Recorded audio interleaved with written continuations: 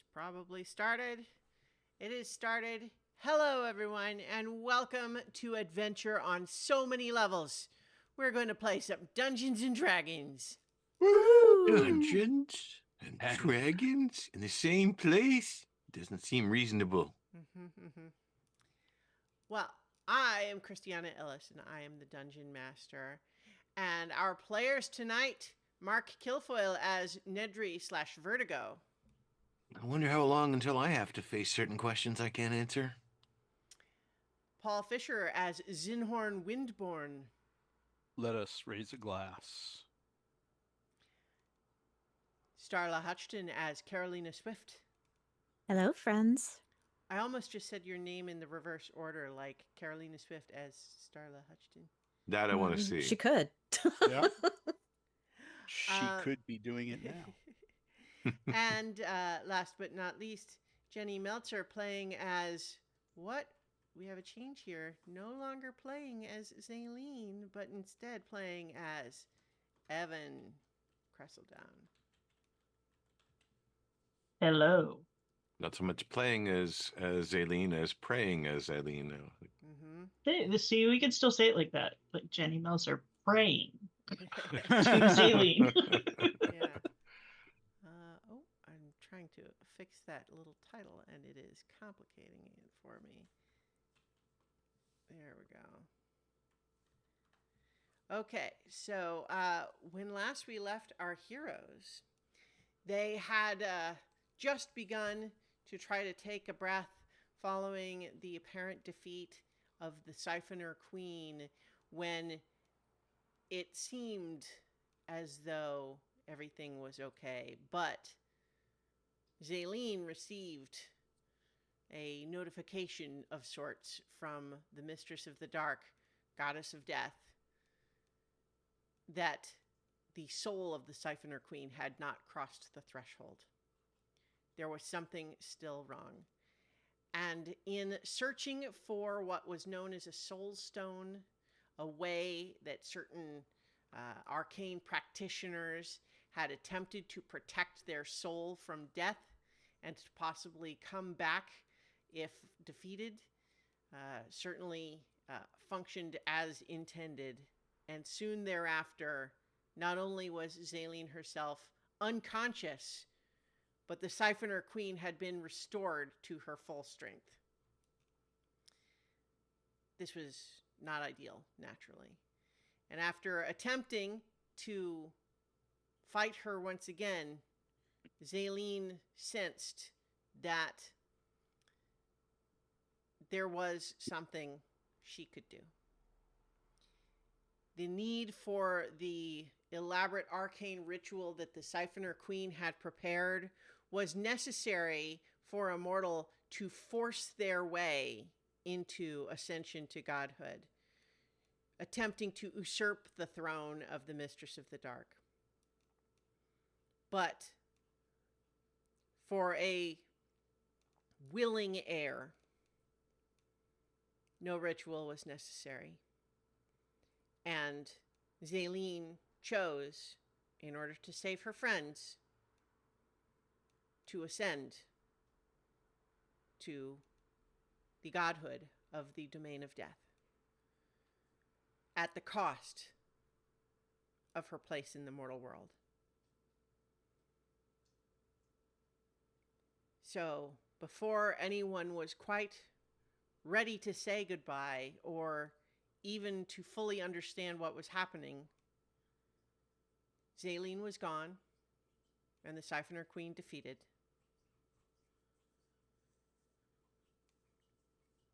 Still complications.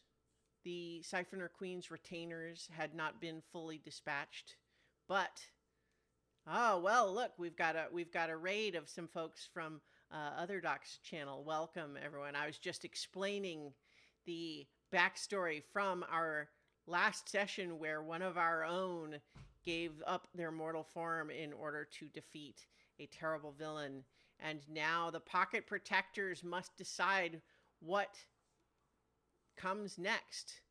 They know still ahead of them is the Titan artifact known as the Pillar, a an object of great power and mysterious forces beyond comprehension. They have a machine that they have been told is supposed to help them to defeat the pillar or to deal with it. But what does that mean? It is unclear. But are they ready to race to the island of Dinuthair to face the pillar, or are there other things that they must attend to first? We will join our party as they make these decisions. So when we last left off, the battle-weary party had, consisting of Nedry, Zinhorn, Carolina, Evan, and your ally, Trandonel, had returned into your magical tower now that you've had to have someone attune to it, because it had been Zaylene's. And now you need a night's sleep because you're all spent. You don't have the spell slots necessary to get home. So I guess tell me here now. Can you sleep?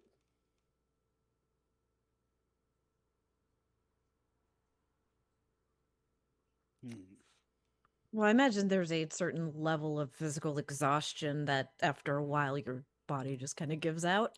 Yeah. Let me be clear. Mechanically, you're going to get a long rest. But I guess what I'm asking you is just, what does that long rest look like for you coming off of this battle where you achieved a great victory, but at great cost? I'm gonna pull out a candle and sit down, kneel down, and meditate and pray to Rashama to welcome Saline as the new mistress of the dark. And when I can't keep my eyes open anymore, I will lay down on Buster and go to sleep. Mm-hmm. But I'm going to keep that up as long as I can. Sure. Tell me what sort of check you feel like would be appropriate here, because like standard rules might suggest that a religion check is the kind of check you would use for something like this, but that's never really been your approach to all this. So tell me, like, what is Zinhorn relying on in himself when he beseeches Rashama in this way? I would say insight. Yeah? Yeah. More of an instinctual understanding of his connection to Rashama than one that he learned from a book. Awfully convenient that that's one of your best stats, eh?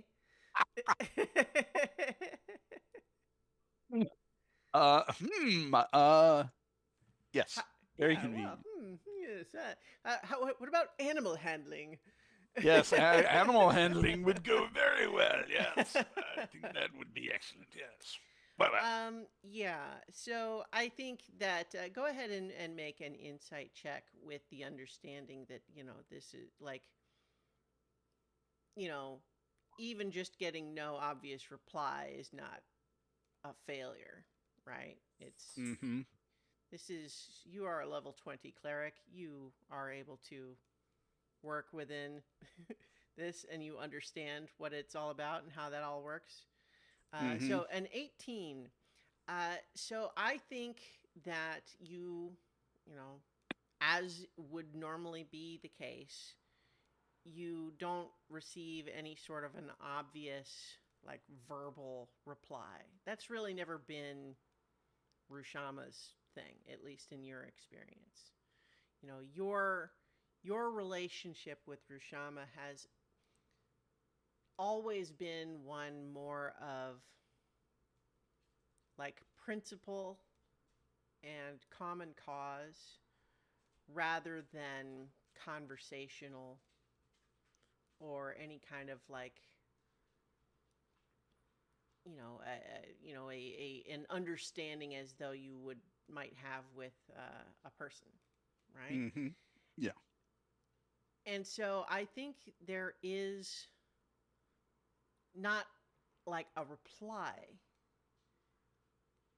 but I do think that you feel within that connection a sense of peace.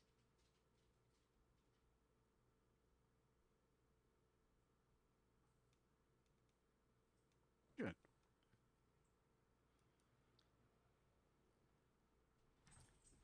How That about makes me happy. And feeling that peacefulness, I will end my prayers Yeah. and I go to think sleep. your meditation is ultimately interrupted when you feel like a hefty thump on your leg and discover that Buster has crawled up on his belly and then laid his great big chin on your lap, looking up at you with his multiple yellow eyes. Mm-hmm. Well, I will give him many head scritches and ear scritches and get him all positioned so that we can bed down for the night. I think he rolls over in his enjoyment of the scritches, and in the process, with one of his hind legs, he just like knocks the table over.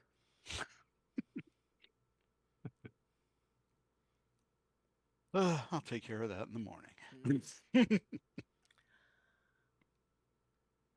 Who else?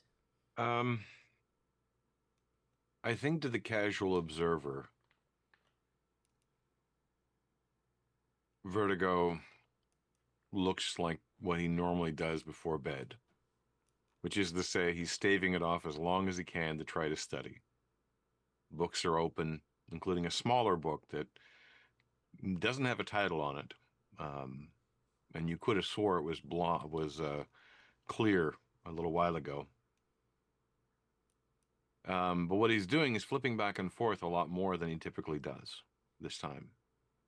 He's referencing all the notes that he'd made along the way about the mystery that was Zaylene. She arrived as a mystery, she left as a mystery, and there were so many strange things in between.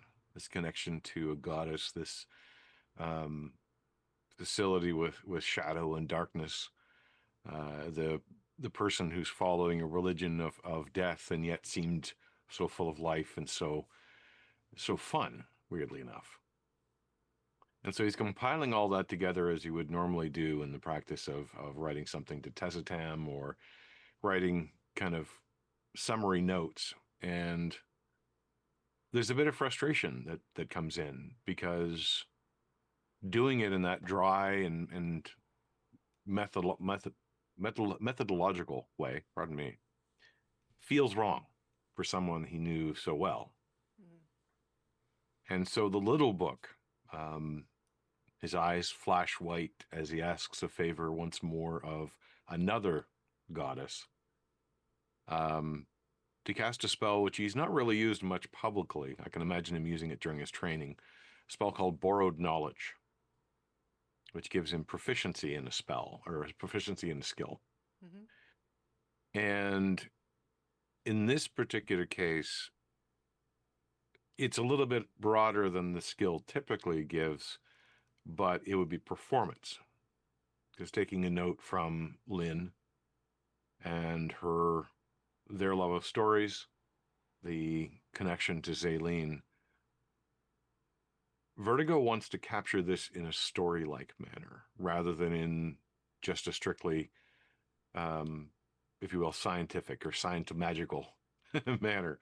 And so he starts to write everything he knows about Zaylene, but in a story sense, and spend several hours just sort of writing a new chapter in his own book about how he expresses what he knows about the world. And as usual, falls asleep on his book, kind of drooling slightly, the ink running a little bit over his fingers. Let's get a performance check, but with advantage. Okay. I think in calling upon Solomonia's boon to cast this spell, you find that the enhancement gained by that is boosted by her favor. Oh. I forget how to roll advantage. I'm just going to roll 2d20. That works. Add the 9.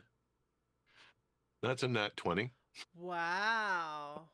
So that's a, that's a lot. That's 29. Yeah. So, gosh. So here's the thing.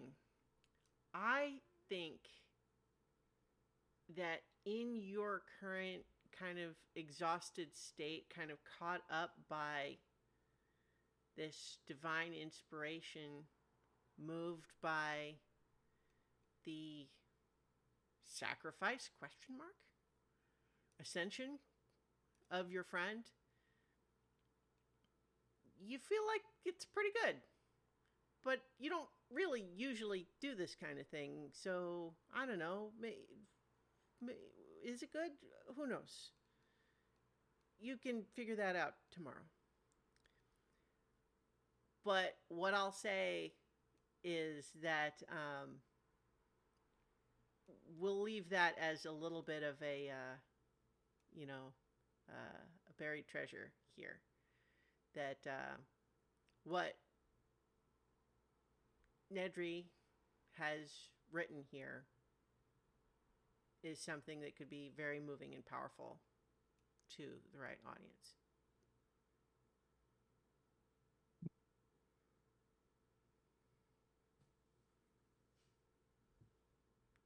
All right.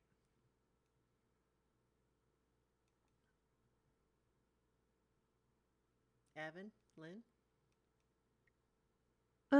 I actually there's not a whole lot here. Because I think Lynn would be very quiet. She would probably go upstairs to the room that they used to share, kind of sit on the bed and just do a lot of thinking. Maybe strumming the lute a little bit, but I think ultimately there are bigger things that need to be taken care of first. And essentially, she's going to forcefully compartmentalize herself from this until she can fully process what's happening. Just because there's so much going on and we're all so exhausted, and she doesn't want to do anything rash, or this is not the time to break down, So yeah, mostly not necessarily not meditation or prayer the way that Paul would do it, but just reviewing a lot of like conversations that she'd had with Zaline, specifically related to like the Mistress of the Dark. What did she remembers? What's his name? Baldu, was that right? And kind of how he was and how Zaline was being in service, and then how Evan is being in service, and just sort of thinking about all of that and how to move on forward with life now.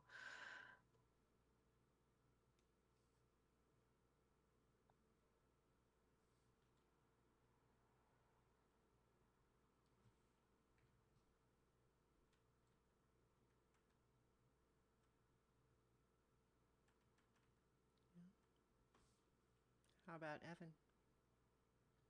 I think Evan is gonna have an opposite reaction to that. He's actually gonna go upstairs into like the old room that that was like initially had like the giant guy in it. It was like the workshop area. And he's kind of angry and upset because he died. And they brought him back. And this is so unexpected. Because he still felt like he had so much to learn. And he doesn't know where to go from here. He understands that everybody's upset and that they were all so much closer to her than he was. But he felt like he had a really special bond with her. And it just feels really unfair. But at the same time, he also knows that this is what she's been teaching him the entire time. It's a cycle, and it has to happen. And eventually he ends up just like sitting on the floor and he finds like a little ball bearing or something. And he's just kind of like rolling it around on the floor, just in a sort of daze.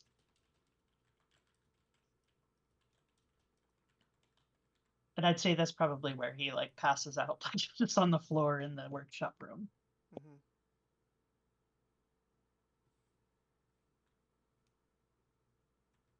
Okay. So, I think uh, Trandinel didn't have the same level of personal connection to Zaline that the rest of you did, but certainly um, respects what has happened here and is keeping to himself, not uh, intruding on anyone's moments of privacy. But I think he does a bit of tidying here and there before resting on his own. So I think everyone is able to get a long rest. And I think that when you wake up, you feel like you were dreaming, but you don't quite remember what it was you were dreaming about. But you vaguely feel like you were supposed to make some kind of choice, but you don't really remember what it was. Okay. So, pocket protectors. It's a new day. Your spell slots are replenished. What would you like to do? Figure out how to get home. Yeah, It seems like a good idea. if we are able to consider this place to be an alternative plane, then we can use the gate. That was kind of the hope before. This place having a sort of quasi-separate nature from material plane. Well, but if we do that, then we can't take the tower with us? Oh no, you can just put that in your pocket. Just like Zaleen always did.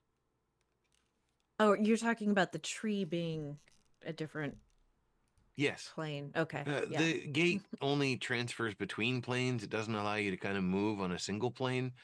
It's strangely limited for such a powerful spell, but I may start looking into teleportation, but who's got the time? Well, currently we don't. Not You for know. that. So I guess the only question is where our destination is.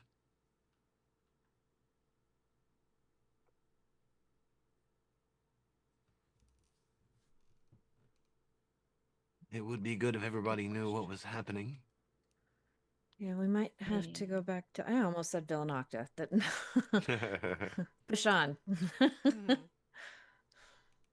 Well, we could go back to where Sunya is and the rest, which would be on Oh, that's right. the east near the city, Emersham. Emersham. That's where you left them anyway. Yeah. Because Sunya could fly over the Gulf and help us situate ourselves on the island. It has just been overnight, basically, since you left them.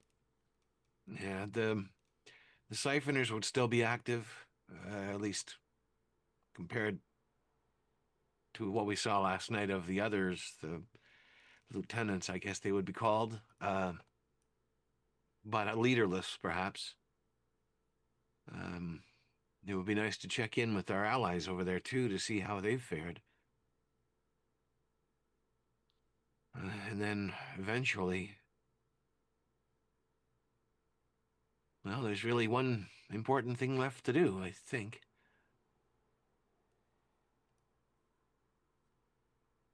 I mean, I think there's going to be a whole lot of straightening out to do once this last thing is done, which it seems so, like, what are we even doing? Like, what? Like, I know we need to go there, right? What are we going to do when we get there?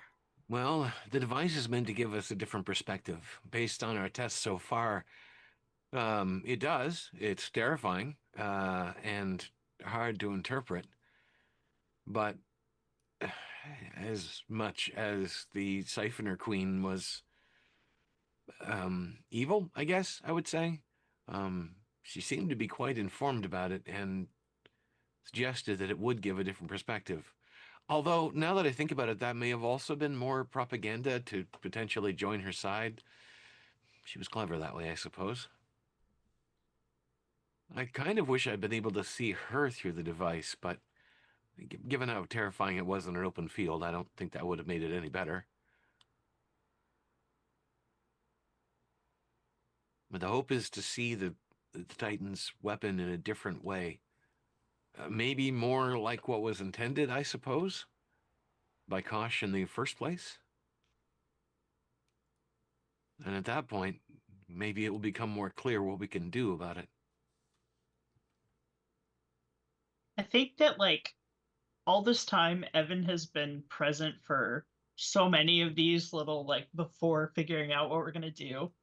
And he never participated because he was just like, sidekick. And now he doesn't know what to do. He's just kind of like listening to you guys talk. He knows kind of what you're talking about, but also not the full extent because he was never really part of the inner circle. I can kind of imagine him putting on that knowing, like, right, good point, Yeah. kind of Yeah, routine. exactly. I think Trandonell is also, he's being quiet. He's watching and he's listening. He's definitely following the conversation, but he's kind of not stepping in. If anyone would like to make an insight check, you may do so. Although you can, I think, probably guess what's going on there. If it's not written down, Vertigo doesn't have insight. Yeah. Oh, wow. How did that happen? A 14, but with a natural 1 from Lynn. I think that, but this is not a critical fail on I'm on distraught. A skill check, right? So, but I think with Zin, like everyone else, Lynn, Evan, you're getting the kind of the obvious, which is just you know that he has a complicated history with the pillar naturally, and that he's been part of these conversations before where he understands what the plan is and is basically, has not stated any objection to it and is not kind of, at this time prepared to try to throw his weight around in any way. He knows what the plan is. He's letting you pursue it. I think Zinhorn, you get a little bit more, which is there's a little bit of he's finding in himself a little bit of a feeling that it's a little bit of like a frustration, like he worked so hard and gave up so much in doing something that he had hoped would solve this problem, only to discover that at best he pressed the pause button for a while at great personal cost. And he is, as there's a part of him that's a little frustrated now that the idea that, you know, these newcomers are, they got some new solution that's supposed to fix it after all he gave up to only delay it for a while. But there's also a recognition in and of himself that that's an unfair thing to feel. And he's kind of like, part of what he's pondering is trying to sort of be in control of his emotions about that. I'm gonna look at him and say, um, you know, things haven't always worked out, but without all the work that you and your friends did to hold Denethor in check as long as you did, um, we would not have been born. We would not have been able to rise to meet this challenge. Maybe there would have been others, and maybe they would have survived, but we've been on the knife edge many, many times. So the work that you did, the sacrifices you made, they brought us all here. They made this all possible. Make a persuasion check.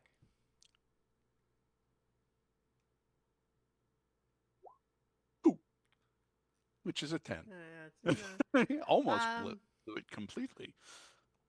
But yeah, I think that, you know, I think what you see in him here is that same sort of like rational understanding that obviously that's correct. But there's a part of himself that he can't make believe that yet. And that's probably something he's just going to have to work through on his own. But he understands that and is trying.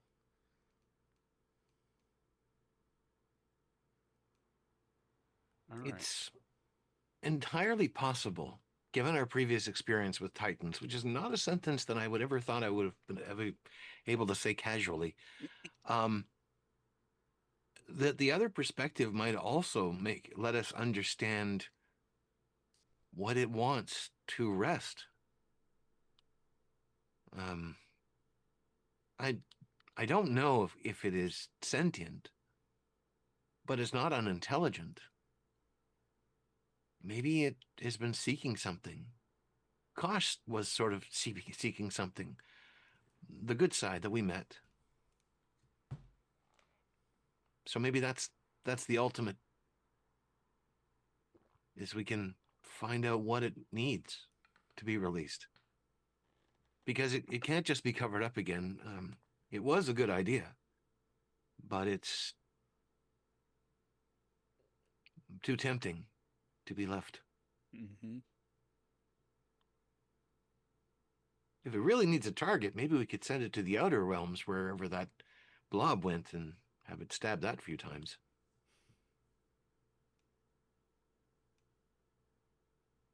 I don't think combining those two things is probably a good idea. No, the blob It wanted to get there.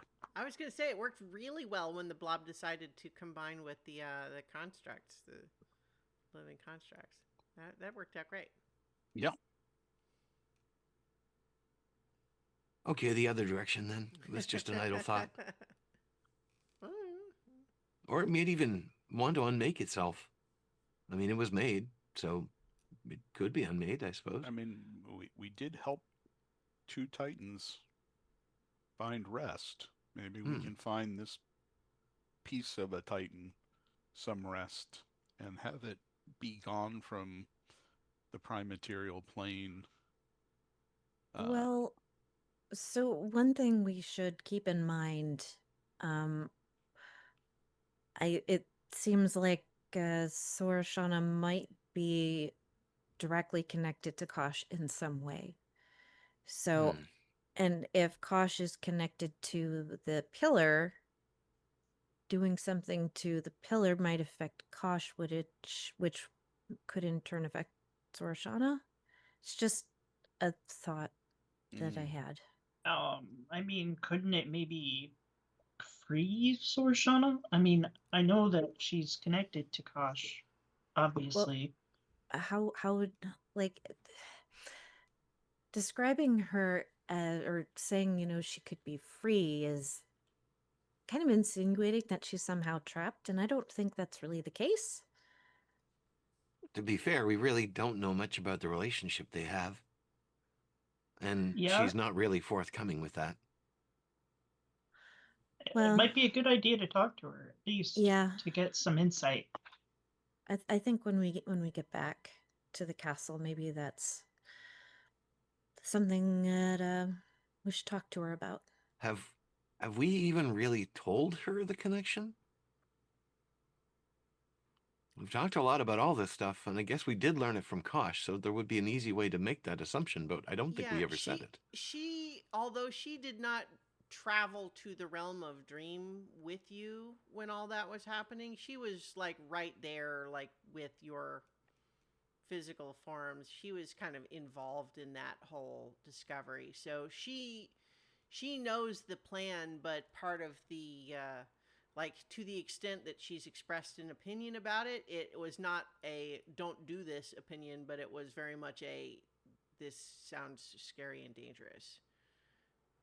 Like, she sounded, if anything, worried on your behalf.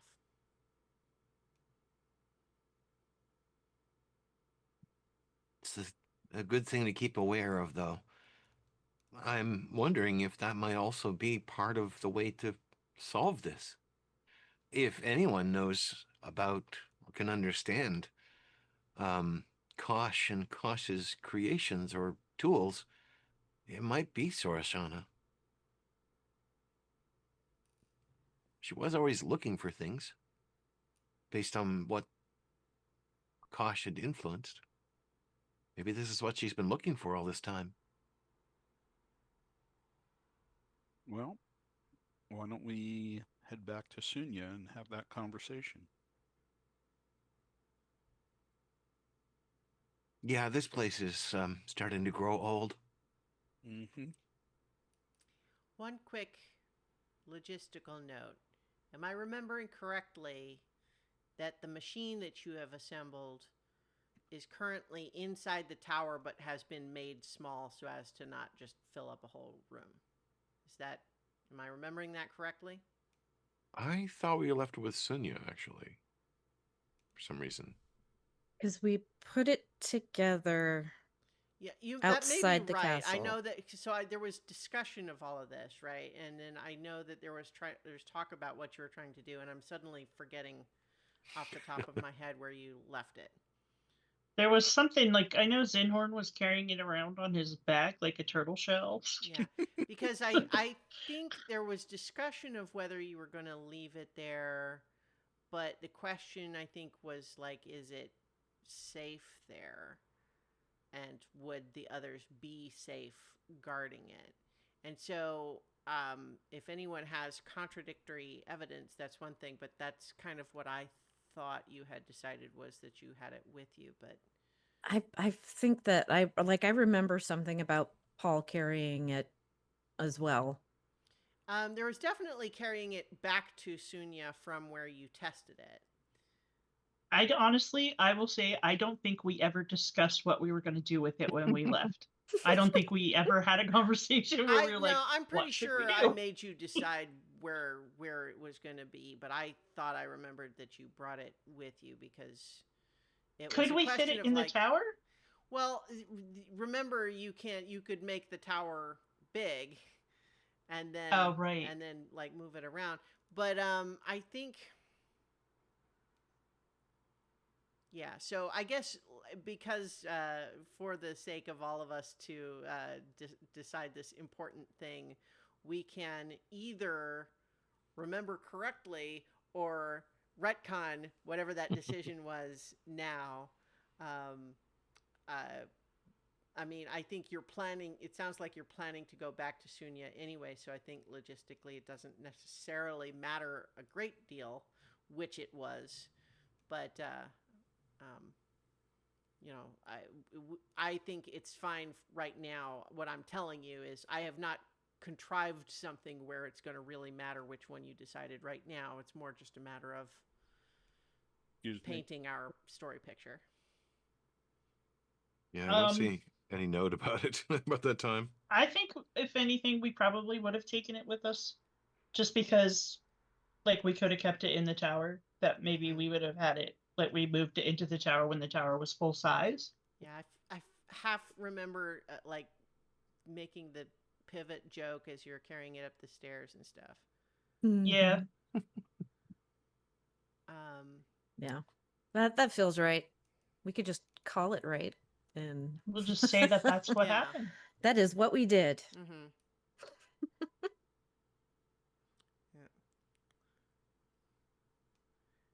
So I think we have Paul attending to something off camera. That's fine.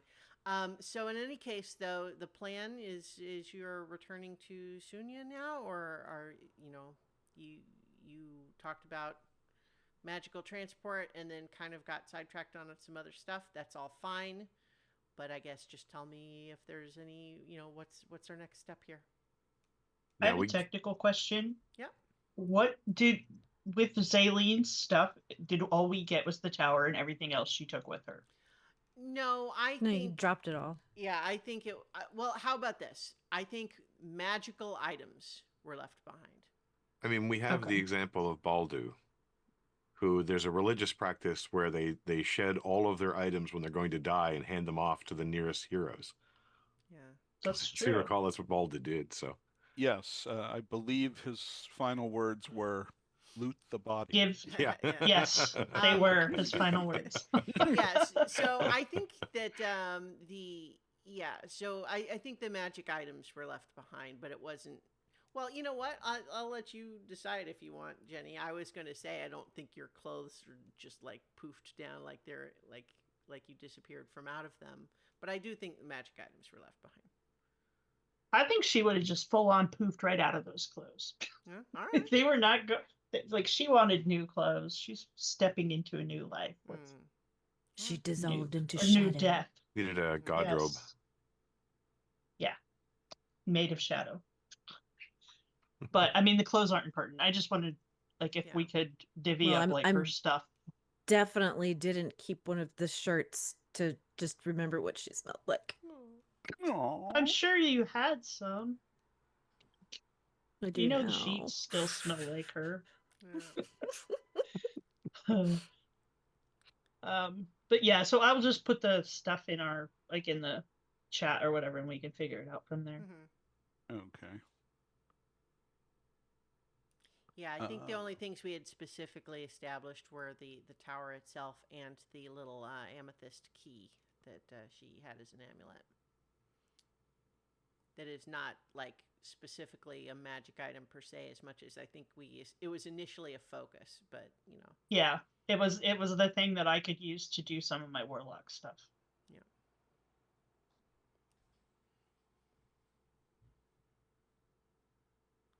All right. So yeah, as for transport, getting back to Sunya, I think is the goal. Mm-hmm. mm-hmm. Um, Everyone's still just in the tower, I assume. yeah. Okay. So I can do plane shift, but we would have to be in a different plane. Mm-hmm. Well, technically we are, but the gate will work today. My spell has been restored through the item. Oh, okay. Yeah, I can also cast gate, but I don't have a diamond. That's the nice thing about this artifact is it's relying upon its own power. Probably should be more questioning of that after the Dinotherian experience, but not for now. Oh yeah, spells. Have we any idea what we're going to face today? Um, Do we ever know? Yeah. yeah, Besides, if everyone knew everything, then life would be pretty boring, right? it would be. No surprises. I mean, that's kind of my goal eventually. I won't tell everybody everything if that makes you feel better, but I want to know it all. Mm, Well, let's go home. Let's Yeah. go home. I'm going to exit the tower. Okay. Put it in my pocket. So I think as you exit the tower, I assume everyone else is following.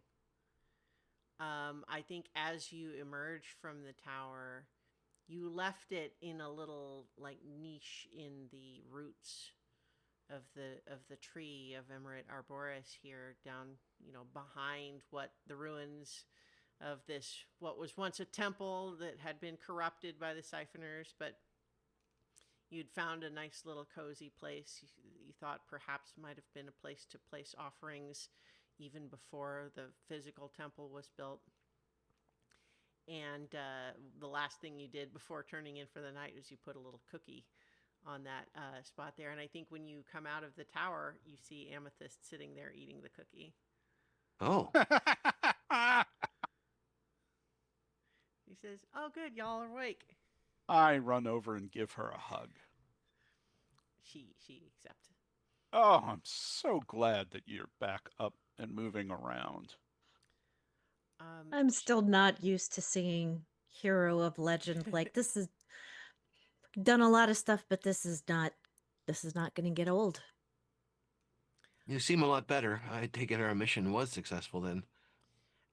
She nods, but I think there's a little bit. She's like looking around at you, and there's a little bit of an expression like, "Ah, yes, I thought so. That's a shame." And she is like looking around at all of you and just says, I felt the Siphoner Queen let go, but when I did, there was something else, and I don't see Zaylene." Zaylene Verai has ascended. She is the new mistress of the dark. Do not be sad. She Yeah. lives on. Although we do miss her a lot. Terribly. You hear that? I wonder if she can do that. You know what? I bet she does. So I'm sorry for all of you for missing your friend. I think there's still work to be done.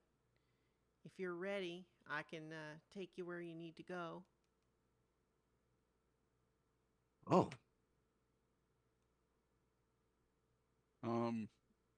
We were. Look, when a goddess asks if you would like a ride, you say yes. Yes, but it's the destination. I'm I'm not ready to go to the pillar. I want to go back to Sunya. never really thought of myself as a goddess. I'm more of personification of a natural force. But anyway, you can go back to Sunya if you want. Wherever you need to go, that's where I was offering. Oh, awesome. we Thank need to you. check in with everyone else and plan our next steps. Sure thing. Follow me. And she just kind of hops down from the little stump and basically just turns to just like walk straight into the root of this tree, but it just sort of becomes a tunnel as she does. I follow. Mm-hmm. I think there's a strange sensation as you're walking through this tunnel where you just sort of your eyes start to like water a little bit, almost like it's kind of something's trying to like force you to blink. And when you do, instead of a dark tunnel ahead, it's a light tunnel, and you are emerging out of a little cavern in some rocks, seeing the Sunya, standing above you. You're outside, but just there. And she says, "I do have some other things I need to check on. There's still a lot of these nightmare tears all over the place, and people are still struggling with those. So I'm gonna attend to some things back in my city, but uh, all of you are really doing something special, and uh, good luck. Thank you. And again, it's so good to see you up and moving around. We'll stop by after we figure out what to do with the pillar and hopefully have a much more relaxed time. She says, "Thanks for the cookie." There were cookies? There were cookies. All right, so I'm imagining like that scene from Pitch Perfect 2 where like the other uh that sound machine is walking away and Becca goes, "Your sweat smells like cinnamon." Like I feel like something like that would as she's leaving. Mhm. I love you. Um, all right, so she has withdrawn. Sunya stands before you. It's good to see a familiar building. Home. Yeah. I'm going to go see Evan's Brennan just going to about a start party. walking in. Yeah, I think as soon as you step onto the stairs, you hear Sunya say, "Where's Celine?" She went home. Like every time that question is asked, it just drives the knife a little bit deeper. Twists. Yeah, I mean nobody here knows. Yeah. Nope. Um, Let's just say she went home. yeah, that's the Can't shorter we? answer for now. I was going to have an ascension party. I get the feeling you guys aren't ready for that. I mean, it's not a funeral. She didn't die. Quite the opposite. She rose up. It's a little complicated, I think. I So maybe we can not. we cannot. I don't. My I'm ability. gonna to, walk off. I'm gonna go find Sorashana. Okay, It's the right idea, but wrong time. Bad time. maybe. It's too soon, Yeah, man. It's too soon. yeah. Your heart's in the right place, and like Evan's gonna pat you on the shoulder. What are the normal rituals for the Mistress of the Dark? Evan? No one knows because, like, see what she told me is that all that stuff was lost. So I guess now that it's her, maybe we could just make stuff up, and she would be happy with that because now people will know. Okay. Well, you're gonna have a lot of So fun with that, I'm sure. maybe Maybe I suggest try. some structure. Um, Oh just a yeah, little bit. yeah. Churches everywhere. I feel like there should be dancing and music and celebration of her life. Yeah, Likewise. maybe at that club in the Feywild that you guys told me about. Who knows? Yeah, I just think it's a little too soon. It's a little too raw, Hmm. and you know,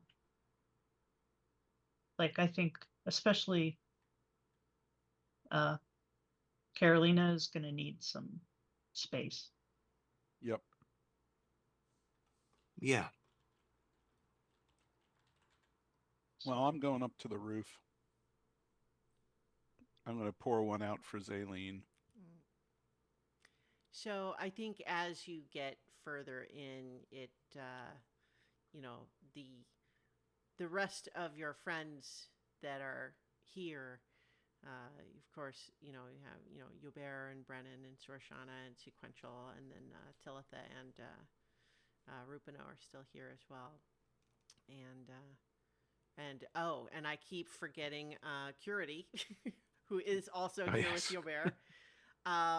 I literally, I was stunned to realize I had forgotten all about her when we were having the last scene here, and I was just kind of like, oh, geez, it's not like you had a whole arc about rescuing her or anything. Anyway, but yeah, so everyone's here, but as you sort of make your way in, their expressions suggest that that Sunia kind of gave them the quick download to not like have great big smiles on when you walk in. Exactly. You know, and you know, so I think, yeah, there's a lot of sort of tentative expressions as everyone's coming in, because there's some shock, like they still don't quite understand, they don't know exactly what happened. They know you achieved something really great, but is Aileen gone? What's going on? She went home. And I think everyone has lots of questions, but there's also a respectful understanding that perhaps the answers to those questions will come in time. And in the meantime, they're glad that you have returned, and, you know, hugs all around and the like.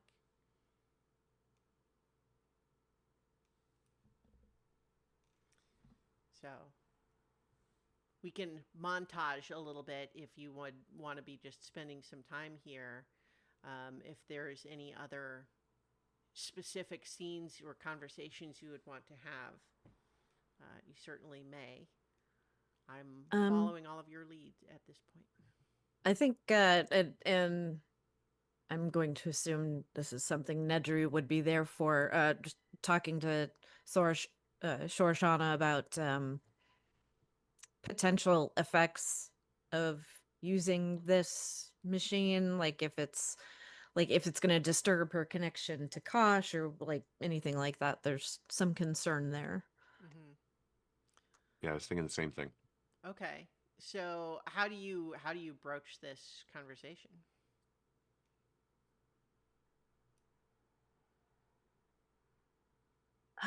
Well, probably would start off with She does seem a little bit more withdrawn. She has her mask down. She's not like fled the room or like hiding in the corner or anything like that, but she does seem like she's reacting and processing some difficult feelings.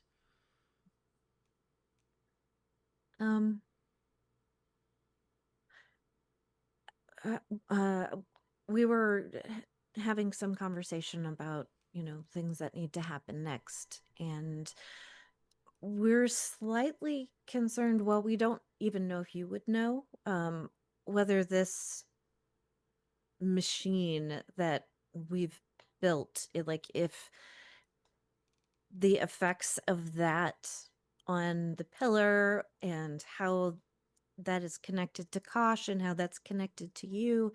I was just wondering if you'd given any thought to that possibility. If She kind of nods, and then she's quiet for a moment, and then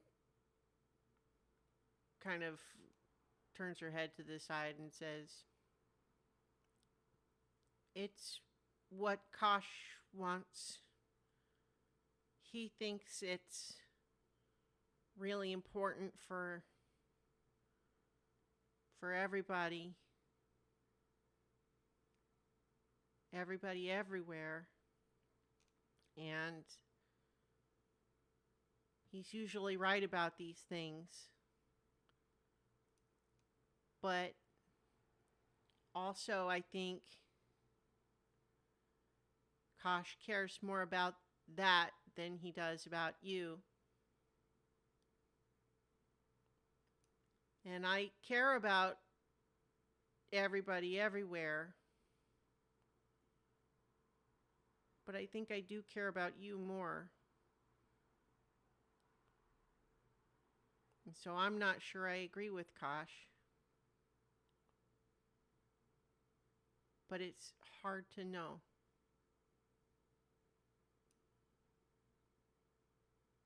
Do you know something about this machine that maybe we don't? We know very little about it, but the impression that I got when they turned it on is that it's maybe not pleasant. Um, It's quite disturbing, but that might only be the unfamiliarity with its effect. It was Kosh jarring. told me not to try to understand it. He said it's a little bit like if you um,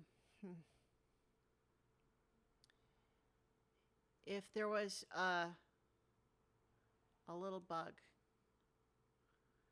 and it was just living its little bug life and thinking little bug thoughts, and then you picked it up and brought it inside from outside and put it on a book all about the magic and how to learn to cast spells and everything. The bug probably wouldn't actually learn how to do magic. It would just be scared and confused.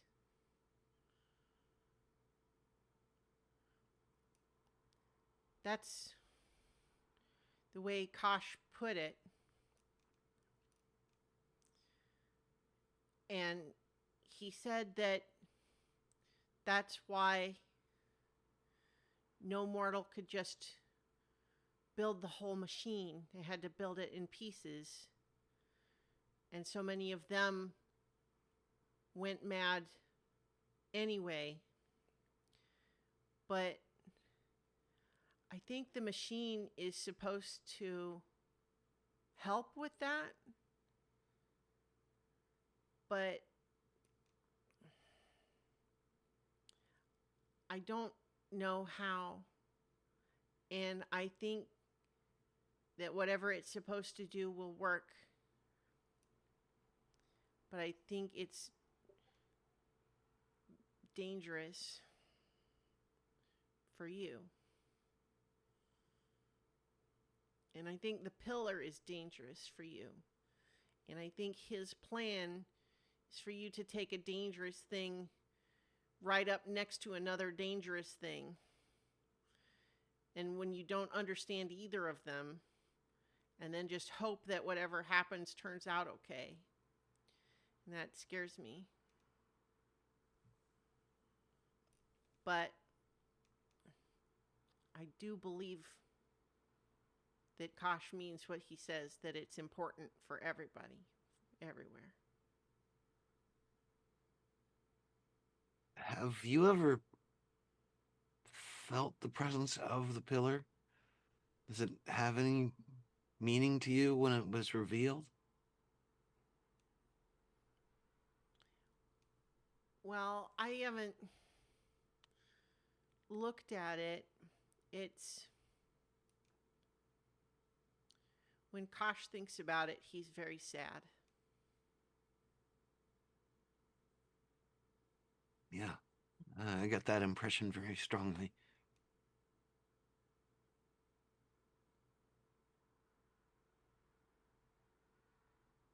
We are going to do this because we need to, and we're determined. We've been through a lot to get this far. Well, what I wonder is whether you want to or need to play a role in this, given your connection to Kosh.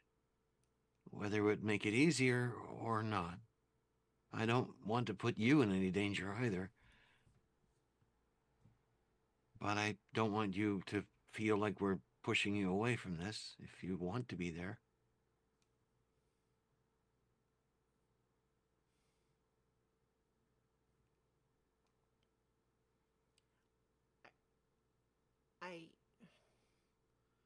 I would go if you wanted me to go. But I think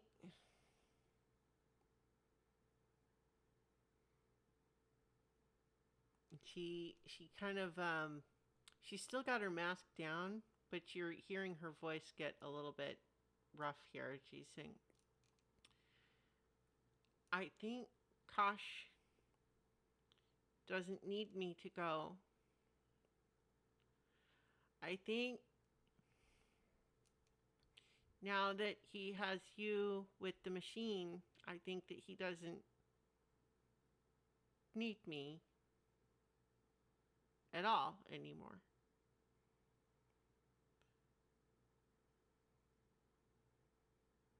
Well, not for this, but I've got to think that the connection you have with Kosh is something very special to them. Unique. Well, yeah, but that doesn't mean he. I think A kid can have a favorite toy, but that doesn't mean they keep playing with it when they grow up. You're a lot more than just a toy. You're a lot more than just your connection to Kosh, and never meant to suggest otherwise. Well, I mean, think about that. Like, you've been connected to Kosh for a very long time, I'd guess. And the prospect of being without that, that would be scary. Maybe a little lonely. But you've got family here now, if that helps. She nods and she kind of like leans over, like to lean a shoulder on you a little bit, and just kind of nods.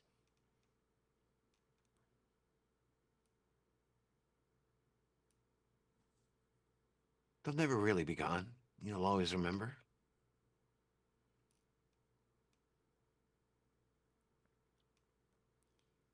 It is what Kosh says he wants, and he says it's important for everybody. I think it is. It doesn't make it any easier, but it makes it motivating. Well, whatever happens, we'll do it together, I guess. And she, you know, looks around and looks at all of you and says, "Is Aileen gone?" Never. Zealing will always be remembered. And in a way, is always around. You hear that? One of these days it's going to work. She looks up and around when you do that.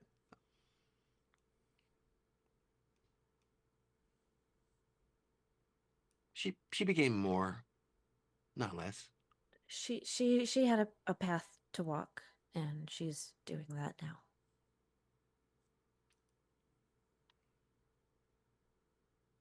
But it's not here. It's not. Mostly. I mean, all the gods technically aren't here, but their influence is everywhere. Just going to be a slightly different way to relate, I suppose. But I will relate. Eventually, that's going to work.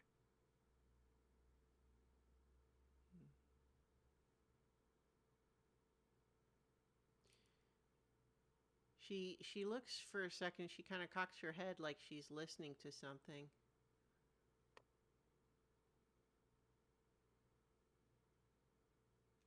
She turns to Evan and says,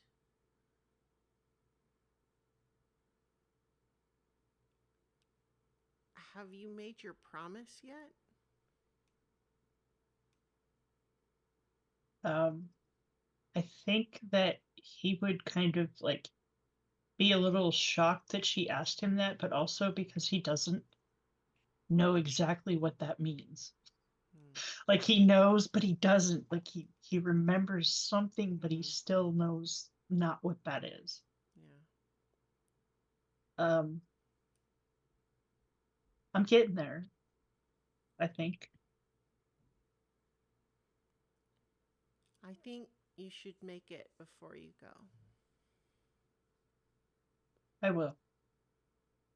And then keep it, because you should keep promises. I definitely will.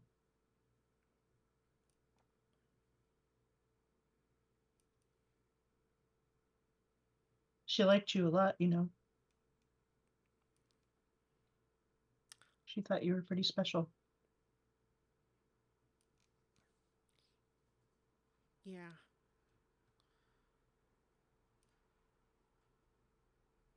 I'm going to miss her. Even if she's more somewhere else. Well, I mean, Nedrico was right. She is sort of always with us. Does she hear you if you talk to her?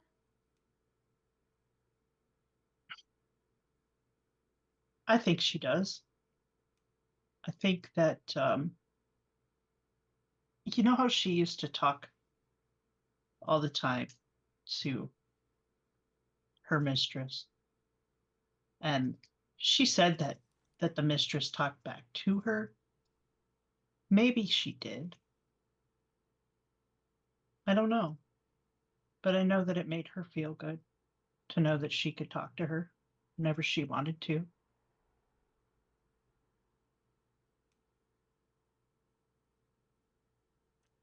Okay.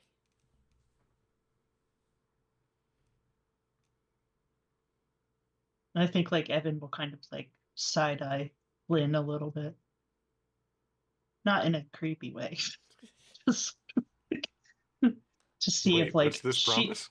she's like picking up, you know, what he's putting down. If he produces a ring and kneels in the next couple of minutes, this is going to get really weird. No, definitely not. No.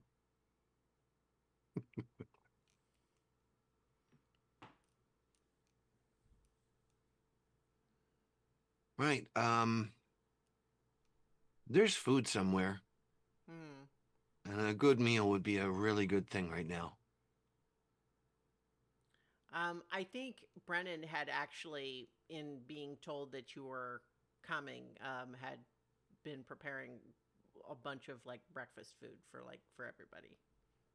You know, big sort of family style breakfast buffet stuff.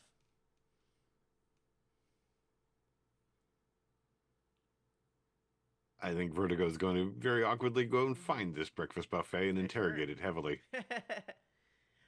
What all is in this breakfast buffet, although other than pastries, which are obvious? Oh, I'm sure there's some exotic wild boar sausage, strawberries. Yeah. Where he gets strawberries, nobody knows. From the Feywild, probably. Oh He God, imports them from the Feywild. nobody can have just one. Got a special enchanted dresser drawer that opens up to a bed of strawberries from the Feywild. Mm, Porridges and like the good kind. Hmm? Like overnight oats.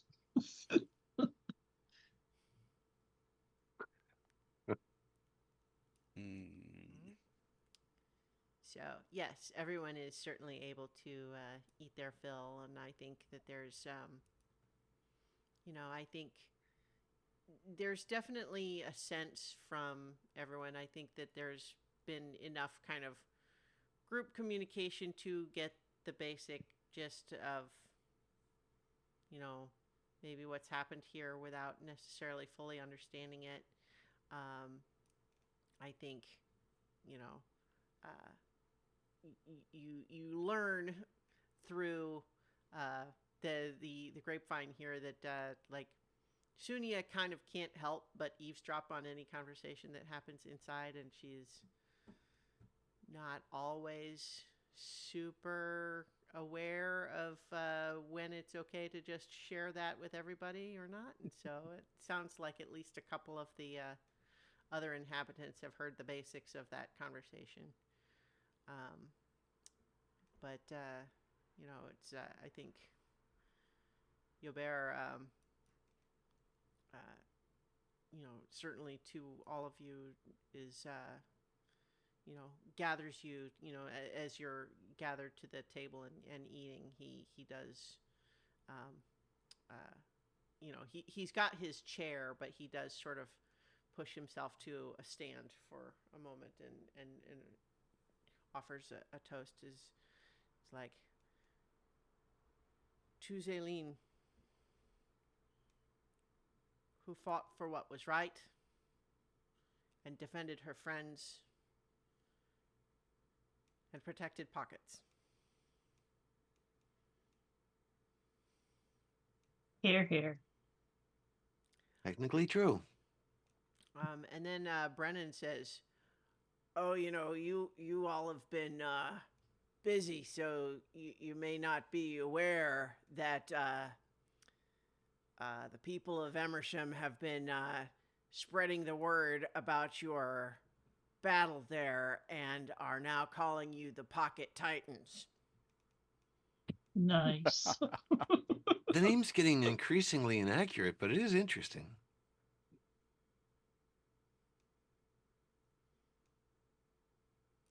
Lynn's just making notes for future use.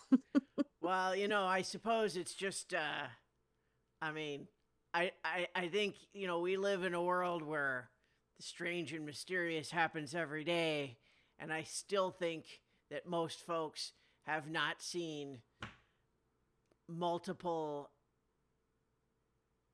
several 100 feet tall adventurers fighting a giant blob robot for the defense of their city. I think that's still a new one for most people. Really? I thought that was just like a Tuesday. I mean, to be fair, most people really wouldn't want to see that once they see what happens, but those that survived saw a good show. Zinhorn comes down from the roof, not very steady on his feet, holding a bottle in each hand. Food. He heads to the table and he stops and he goes, "There might be something on fire on the roof. Might not, but there might be." Question for you about that, Zinhorn. I think that you would have had some company up there if you wanted it, or privacy if you didn't. He just went up there regardless of if anyone joined him. But I guess I think just all of you coming in, obviously dealing with a lot. I don't think anyone would have let you just go up there and drink all by yourself unless you expressed an opinion that that's what. Oh, no! I didn't want to be alone. Okay, I was just going to say. So I think that like, you would have had some folks join Sequential you up there. Or somebody. Was up there with me and helped me draw a really big Z in alcohol, which he lit with his lightning breath. Which is why something may be on fire on the roof. But he didn't stick around. Somebody else will take care of it. Yeah. He needs food.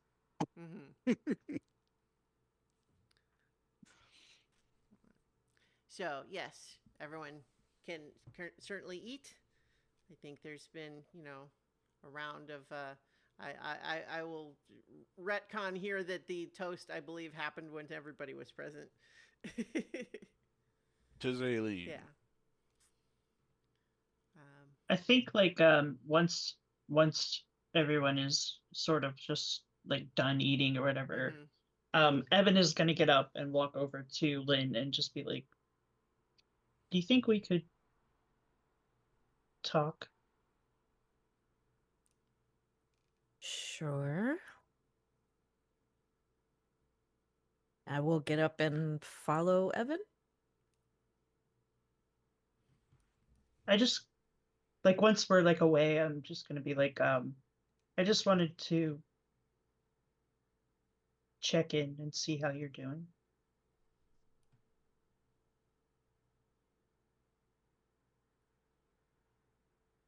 I'm not okay, but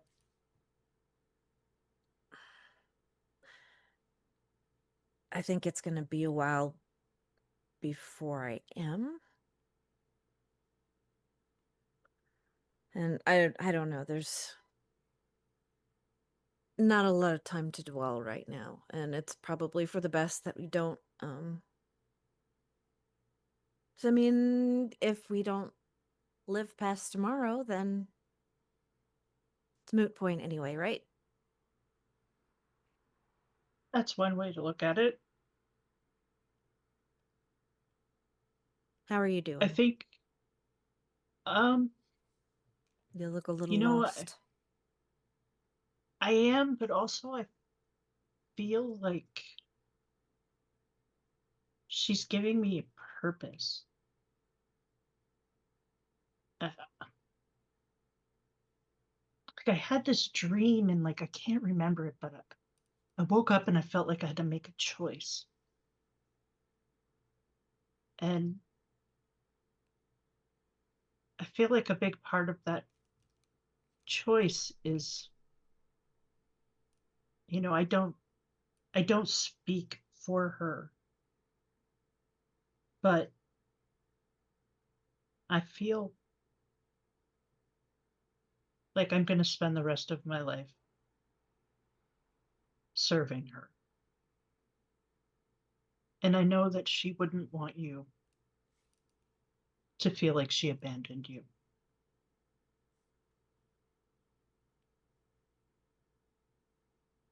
It's a complicated situation with complicated feelings. I know. I know she made the choice that she needed to make. I don't. That she made that choice wasn't surprising, just that it happened so soon. It still hurts. The choice like that should have never had to be made in the first place. But if I learned anything from her, those choices are our entire life.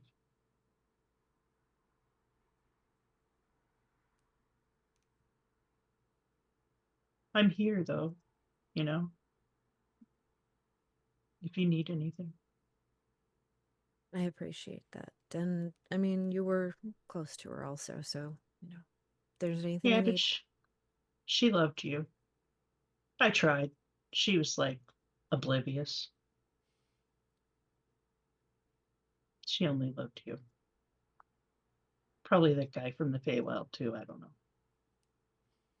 She did have a type. I tried to be her type, but you know. Whatever. Just, you know, don't keep it in. Appreciate you, buddy. I'd kind of punch him in the arm a little bit and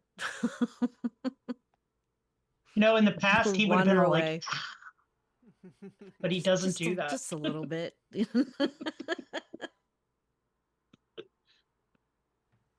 That's all.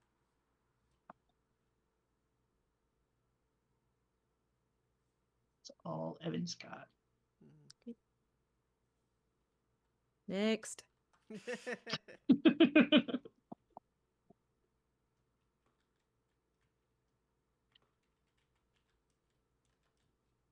I think he would actually like seeing Zinhorn be so upset.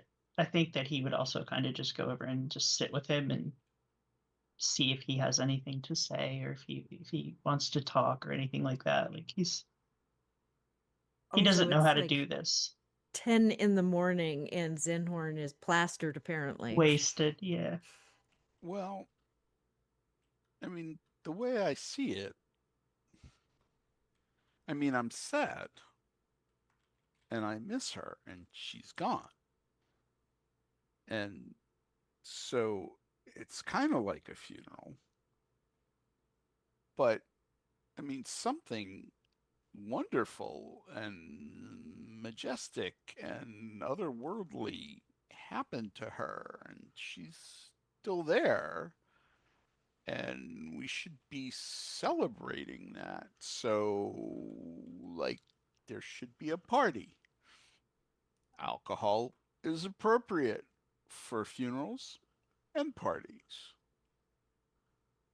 But she didn't That's die. why I have two. One is I for get that. sadness and one is for happiness. It's a good philosophy. But you don't have to be sad because she's not dead. I'm sad because I miss her.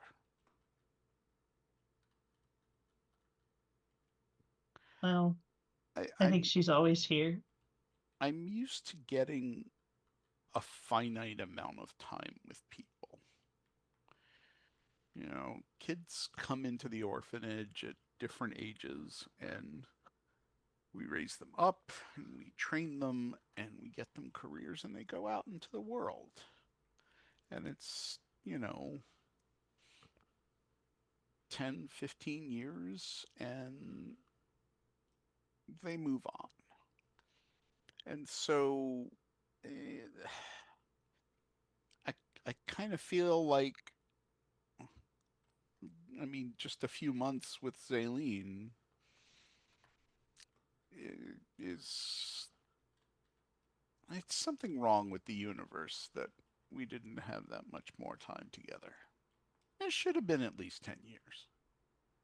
Well, it feels like it was 10 years. There's so much has happened, but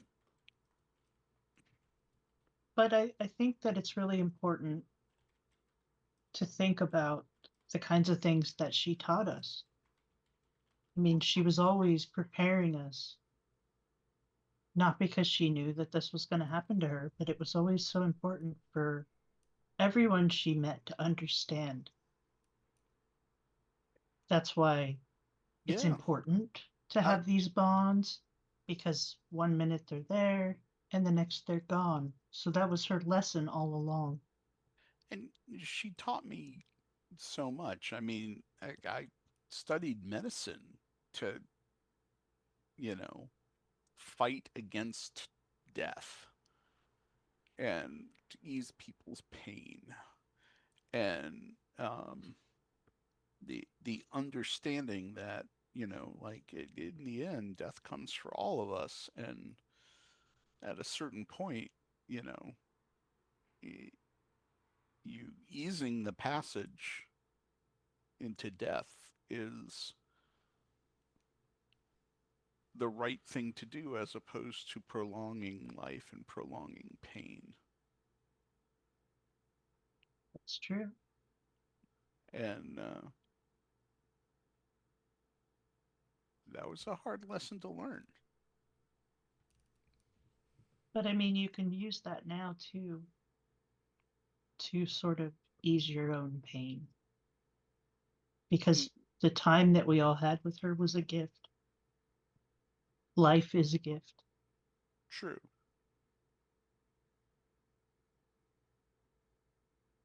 So I don't think there's reason to be sad. Well, the sad bottle is empty. Yep, it's empty. So now the happy bottle, and we rejoice. Zaylene Varai has ascended. May her reign be benevolent and just. Evan just drinks some water because it's a little too early for 10 this. in the morning. Mm-hmm.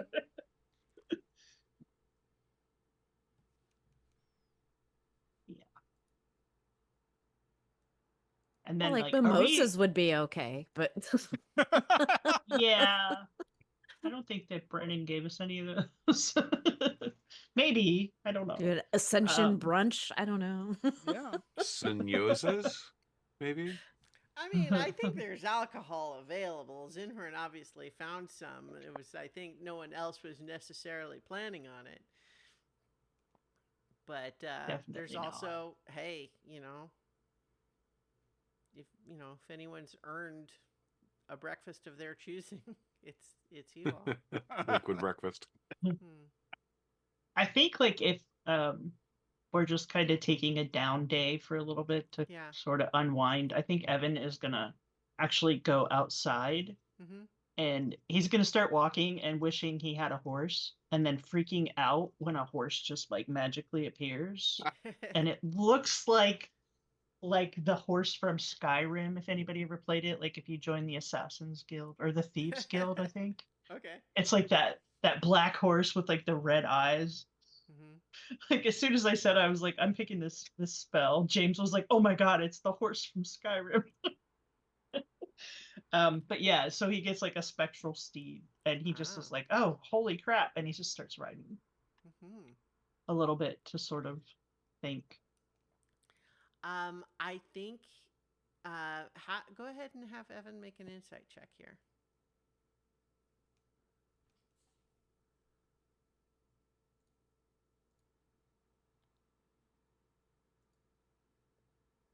Oh, so close.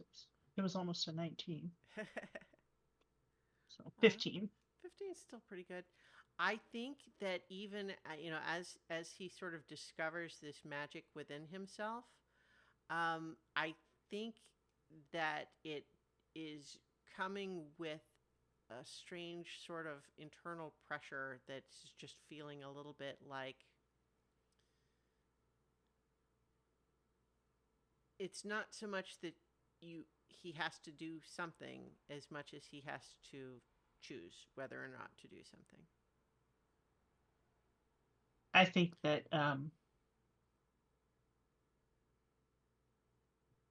talking to Lynn and Zinhorn helped him make that choice. Yeah. That going through with that and trying to be the comfort in the aftermath Mm-hmm. was his acceptance of what was offered. Yeah. And Does he yeah, do anything, or is there any kind of a? Does he choose to reflect this in a ritual, or just internally, or how is this choice expressed? he's gonna ride to the water. Like, are we still near Amersham, or did they Yeah, move? yeah. So I think what we've established is that you're kind of on the western like outskirts, which is a little bit kind of a little bit rocky. I always kind of envisioned it a little bit like, sort of the American Southwest, except a little closer to the coast. Like maybe even Okay. like Southern California.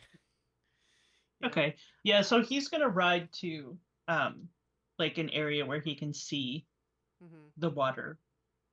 And he's just gonna get off the horse and he's gonna kneel on the ground and he feels completely ridiculous Mm-hmm. doing this, but he's just gonna sort of like raise up his arms and be like, I will do it. I will do it. There, And there are words that he doesn't hear but knows, and if he so chooses, he can say them. They, um and I have to and pull them up. no, well, did you write some of your own? I don't want you to use just the I standard ones. I If you did. I sent them to you. oh shoot, did you? Hang on, let me double check. Yeah. You did. I know you did. I'm so sorry because No, it's okay. I forgot that you had Oh yes, yes. And so if those are still the ones you would like to use, then Yeah. yes, yes.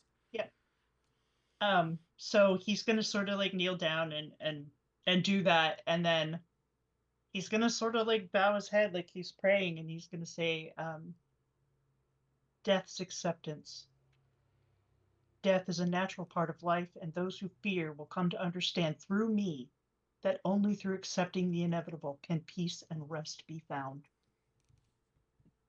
And he's going to pause and really focus on that for a minute before he goes on to. Yeah. I feel like and as he's saying it,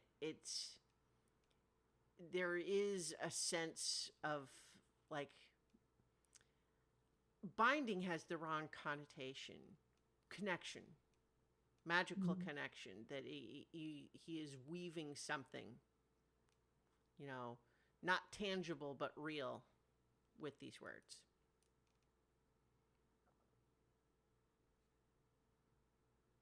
Death's embrace. All souls must pass to the afterlife without interference, and I will act as their guide. Mercy and relief from life's suffering are found in her embrace. I will guide the suffering, the old, the weary to her arms. And then he reflects on that again. Mm-hmm. And finally, death's fury. I will stand as champion against forces of evil and corruption that would interfere with and disrupt the natural cycle of life and death. Those who do not comply will be destroyed in her name. And I think as he... Do you think he had his eyes closed when he said all that, or open? I think he did. I think as he opens his eyes, he sees that there is...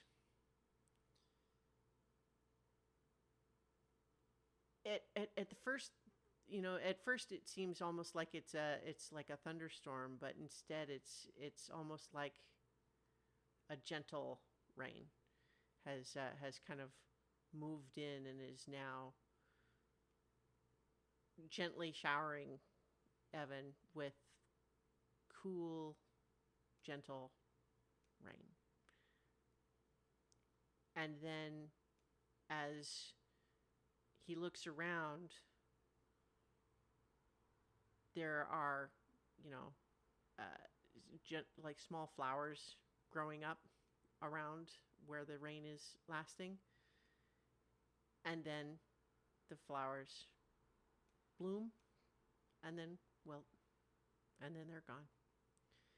And then the clouds part and there's a beam of sunlight. And then that, the just goes back to less of one of those God rays and more just kind of an ordinary day. And he hears in his head, dance, then rest. And he will get up and dance, like in this like completely unhinged, unguided way, but it seems like almost beautiful because he's put all of himself into every movement and this promise that he's making.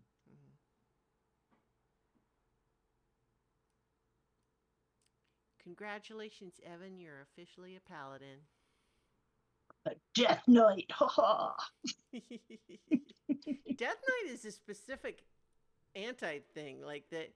Death Knights are undead, like that. They're I know. evil. Death Knights are like the bad guy for you. Yeah. But you could be a goth knight. Yeah. I look at like my new avatar guy. It looks like pretty goth. I'm just suddenly imagining a goth knight KN with a big club, and that's your goth night club. Yeah. Yes. I do still have the sticky Zicky's bat, so I mean.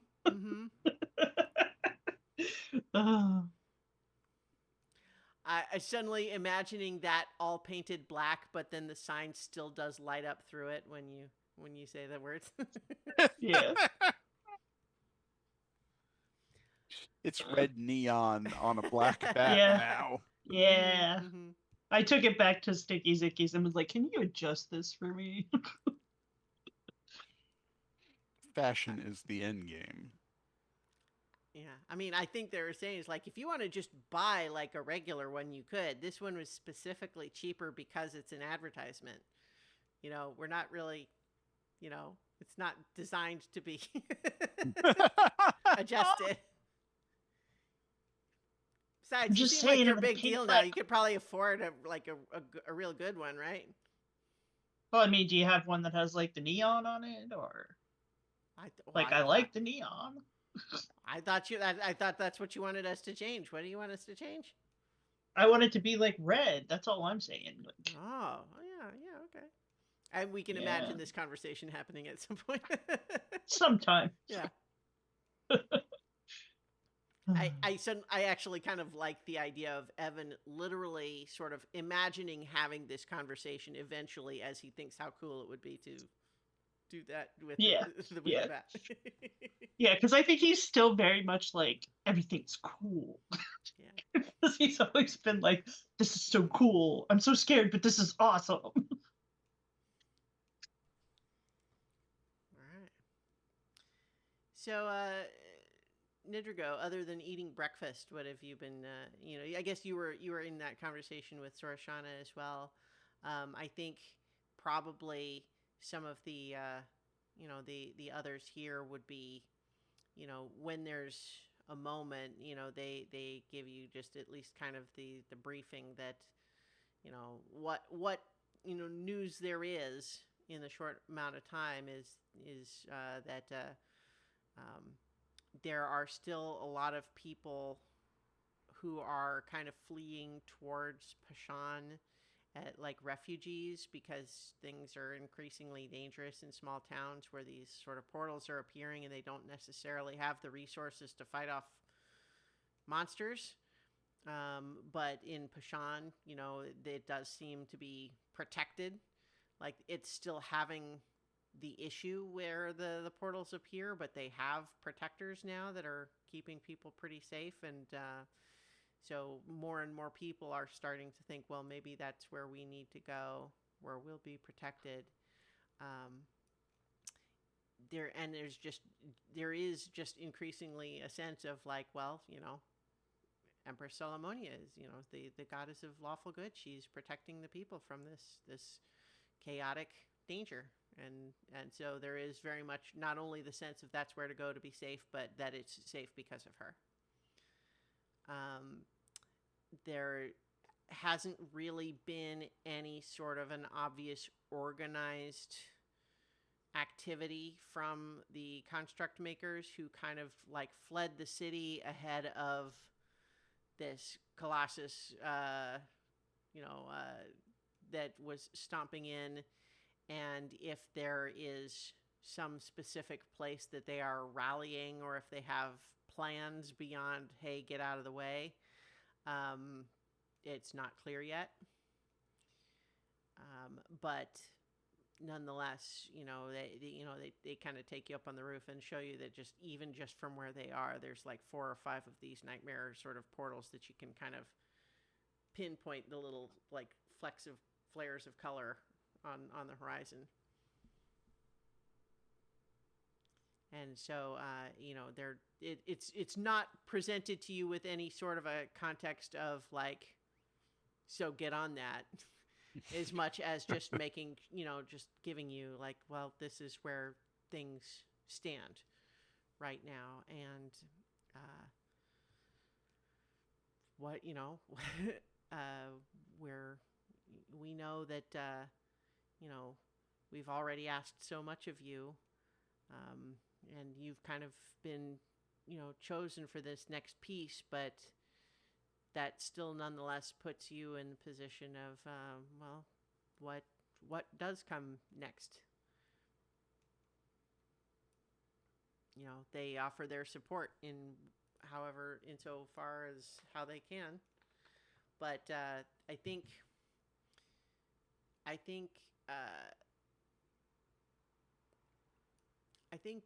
let me think. I think Tillitha suggests to you that when the time comes for you to plan your expedition to the pillar, it is actually probably even though if this was just going to a normal fight, you would want allies at your side. The more the merrier from that perspective. But for something like the pillar, although having allies to give you moral support and clarity and like logistical assistance is one thing, the nature of the pillar is such that anyone who goes is going to be under its influence. And in some ways, more people is more dangerous, not less. Yeah. I'm trying to remember both the legends and what we had discussed with Talitha and the others. Sure. And I'm trying to remember if they had gone to the pillar, had they not? Well, yeah. So remember, like Talitha is kind of was both of those big stories. Yeah. Right. She when she was very young, it was just the little like fishing village that was plagued by monsters, and she traveled up there to ask for a way to defend themselves from the monsters, and they were given a magic that let them sort of capture the monsters and harness them and use them for magical power to do other things. And then gradually that was very effective, and the more people sort of did things with it and built up and the civilization grew and thrived, people found more and more ways to use that power and more ways to abuse that power. And then gradually things, got bigger and bigger and bigger until she became really concerned about what came next. And then she and her allies went and traveled to the pillar a second time in order to try to stop this, war of conquest that she foresaw. And that resulted in the sealing of the island away for so long. And so, to her mind, it was, wish technically granted both times, but in ways where it just sort of feels like it solved one problem and created another. And she has kind of come to feel that that's by design, more or less. There's kind of two questions that I have about all of that we've never really had the time to ask. Sure. And of course, he's got questions. Yeah. One was if they ever determined what the origin of the shadow monsters was. I think that she says that they don't know why they started appearing. Like, it was something that had always kind of been true, but had been getting worse when she went to travel to the pillar the first time. I think they had since identified that they were very much like you're all seeing everywhere now. They were nightmare creatures coming from the realm of dream. And it is her belief, though she can't prove it, that perhaps they were coming originally, like it was sort of a situation where the pillar created a problem that it could then solve, and by solving create a bigger problem, and so on and so on. Okay. So she believes the pillar itself was the catalyst? Like, well, and she says, I think, I don't know that it is correct or useful to suggest that there is a sentient malevolence at work crafting a plan.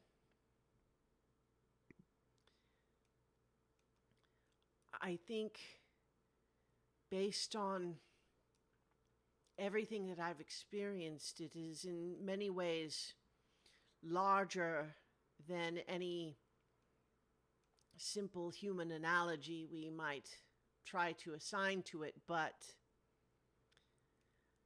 in the way that it has worked, it's almost a bit more like a poison. A starving person might find berries that will satisfy their hunger in the short term, but begin to corrupt their bodies from within. I don't think there is a will, or rather, I think there is a will, but a will that no longer has a mind behind it. It is not choosing to do these things. It is simply the things that it does.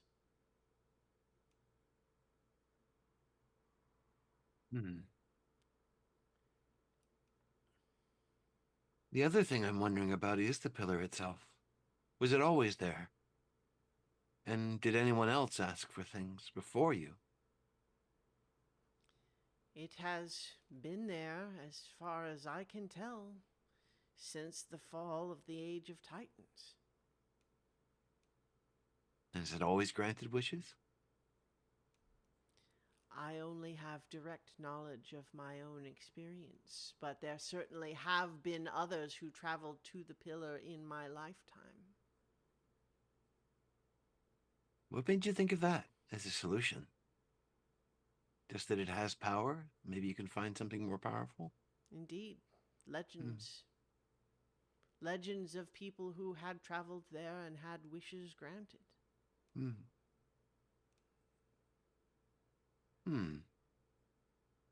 I'm wondering if someone wished for something before you did. I will also just remind you that it's not like one of Talitha's stories, but you got some of this stuff also from Kosh when you talked to them in the Realm of Dream, that the Titans, when their time was ending, had quite a variety of different sort of reactions to that. But this Titan in particular fought it to the last, to the point where not only was the battle lost, but they were now the only one left that they were even aware of. And they had, in that moment, cast out their own hope to produce additional power in their vengeance. And that hope was, in fact, Kosh, the sort of disembodied hope of that Titan, and that the weapon left behind was sort of specifically and willfully planted with the hope that it would act kind of like a poison. That if these new creatures would have this world, then I'll have them choke on it. That sort of thought. And then the Titan themselves basically channeled all of that desire into their weapon, and the weapon is what is left. There are many puzzles in this. What do you know about temporal magic? Are you still asking Talitha? Yeah. I would imagine Rubino might be there. Oh, too. right. Rubino Yeah. is more the mage, yeah. Yeah. And he says, it's certainly theoretically possible in many respects. There are theories about it, but it is almost by its own nature, the idea that time could be manipulated is something that it would be very difficult to perceive if someone else did it or not. There was a professor that I spoke to once who was working on temporal magic. he was a bore, but his theories were interesting. And I come to think about this because the Titans work on a different scale, but also possibly on a different dimension. Maybe even a cycle. You suppose that the Titan was hoping that one day he might return? Maybe. Or the inevitability of its existence had to be caused by itself. Hmm.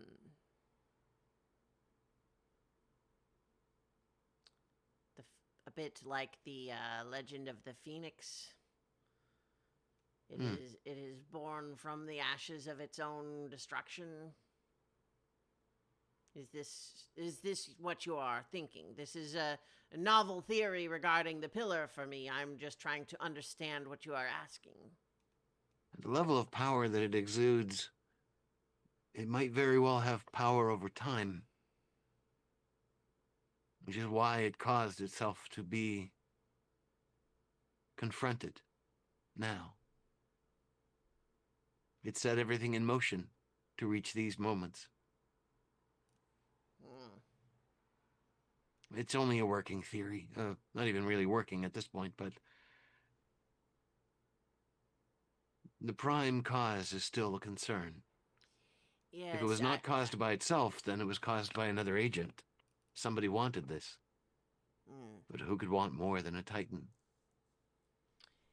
It is a conundrum because the very nature of many Titanic studies and artifacts is such that they are, in many cases, literally incomprehensible to us because they are, not to necessarily say better or higher, but certainly different and alien to our processes of thought.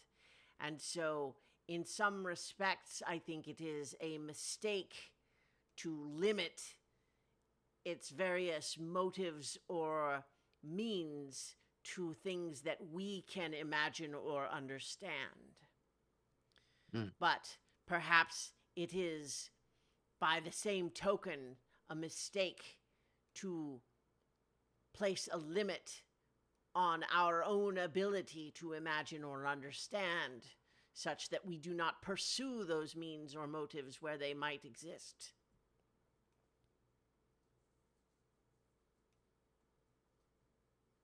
It's a dilemma. I've met the mind of one Titan. I survived. But I don't understand. It was too much. My understanding is that this is common in instances where the individual is not killed or driven completely mad.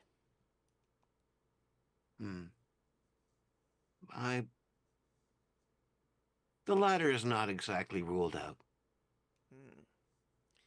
Suffice to say, I think that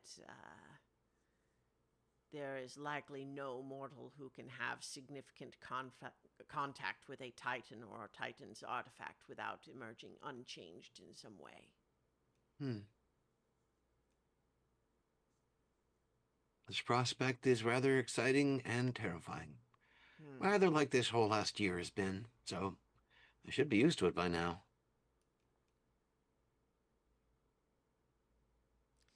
So, if this temporal theory of yours were, in fact, relevant to the pillar itself, what is your hypothesis?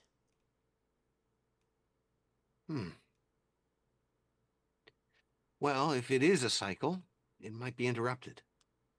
That by doing what we can, we might have it not do what it did. There's all kinds of other implications of that decision, of course.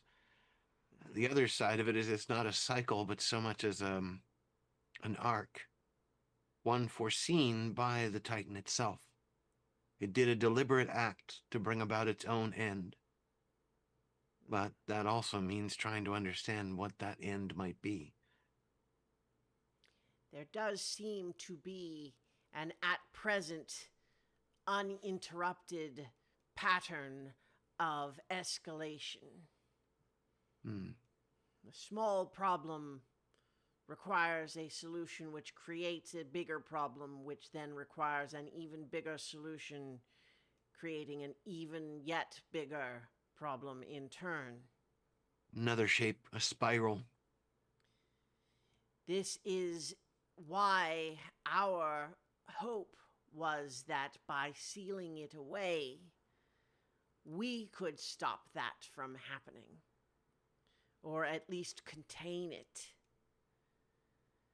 But as we have discovered to our dismay, that containment was futile. It contained it only in a physical sense, while allowing the negative energies generated by it to fill up inside the walls, so to speak.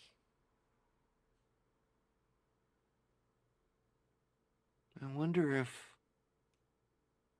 the pillar dreams. I would not pretend to completely understand it, but my own experience has led me to believe, as Tillitha has suggested, that there is no mind yet present in the pillar. It is almost more like a machine that has been programmed for a task, and it now does that task mindlessly. And why poke the realm of dream to draw forth your straw men to be attacked by your own solutions? Why choose dream?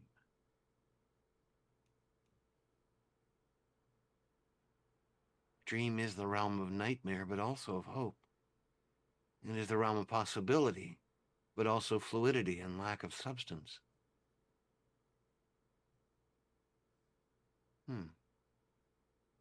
Some answers may never come. But if I get a chance, I am going to ask it. Tillitha replies to that last is just to say, the dream world, as distinct or perhaps not distinct from the plane of dream, is a concept that, while not, it's impossible to fully comprehend a dream, and yet we all experience the dream. It is a near universal experience, while a near universal lack of concrete understanding. It is, in some respects, the opposite of our ordinary world, where everyone has a different experience, but that experience can be demonstrated and tested and understood. But in the realm of dream, everyone has an experience that cannot be shared, understood, tested, but it connects to every sentient mind, and perhaps even to all living things. It is the epitome of something being simultaneously unreal and very real.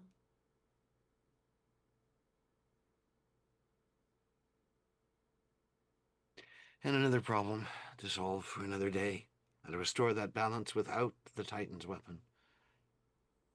And hopefully make people suffer a lot less. Rupino is saying, I'm still just thinking about whatever this machine must do. I can't help but feel just a little bit of a pang of jealousy that this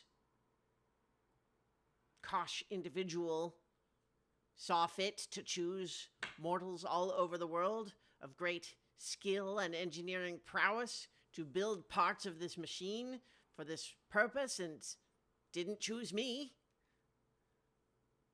And yet now I look at this thing and I feel that to even try to understand its workings would be to go mad. And yet it is compelling. We don't know the fate of the builders. Maybe that was their ultimate end, to have built it and then remain incomprehensible. Perhaps that's a better thing not to have been part of them. I must admit that machines are far beyond me. It was never part of what I could understand well. They give me, well, nightmares, really. Mm. But if I have to, I can use this machine. I think Trendanel, while he had been just kind of standing by, does say, I certainly would never pretend to be someone who has always made the right choice in every situation. But it is my belief that as much as we may seek to understand as much as we can of the world around us, we are in every moment of every day making decisions that will affect the rest of our lives without knowing what the outcome will be. And it is all we can do to do the best that we can and understand and accept that we do not control the outcome. Such is the way of mortals, I guess. Although a friend showed me a pathway I hadn't thought of before. A longer problem to solve.